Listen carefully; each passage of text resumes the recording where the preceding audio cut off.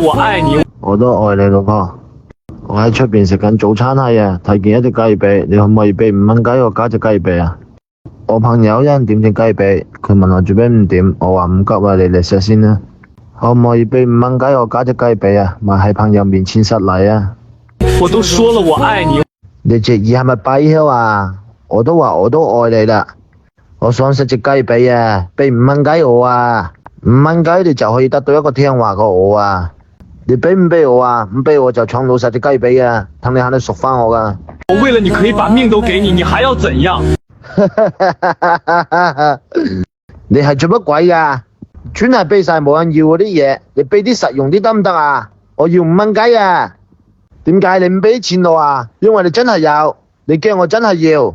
我自從啊嫁俾你啊，我個個一日好有滋味啊！我就爽啊，要隻雞髀咋？你咁都唔俾我雞髀啊！我要。